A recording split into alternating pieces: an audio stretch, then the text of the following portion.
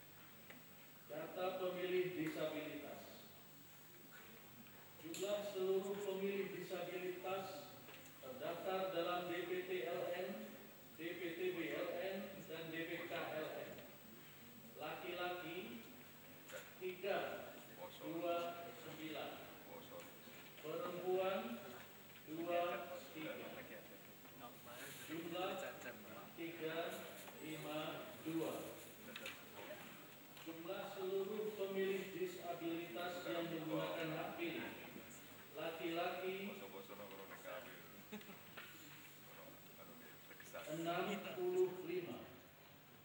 perempuan 11, jumlah 76. Data penggunaan surat suara. Jumlah surat suara yang diterima termasuk surat suara cadangan 2% dari DPT LN 434222. Jumlah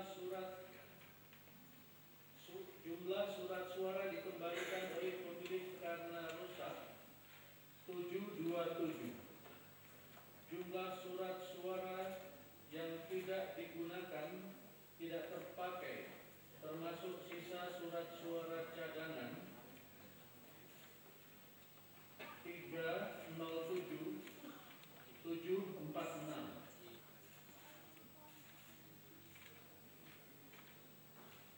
Kami ulangi.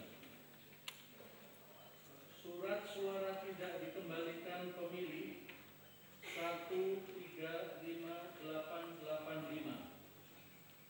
Surat suara kembali ke PPLN 23560. Surat suara tidak terpakai termasuk sisa surat suara cadangan 148301. Jumlah surat suara yang tidak digunakan tidak terpakai termasuk sisa surat suara cadangan 307746. Jumlah surat suara yang digunakan 125749. Data perolehan suara pasangan calon presiden dan wakil presiden. Insinyur Haji Joko Widodo dan Profesor Dr. H.C. K.H. Ma'ruf Amin 60580.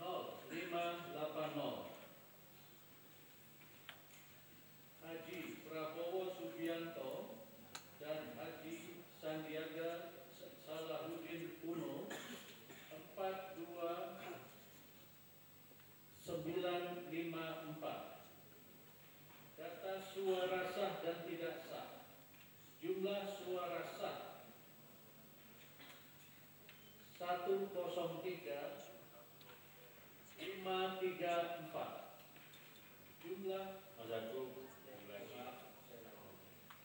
Jumlah seluruh suara sah 103534. Jumlah suara tidak sah 22215. Jumlah seluruh suara sah dan suara tidak sah 125,749.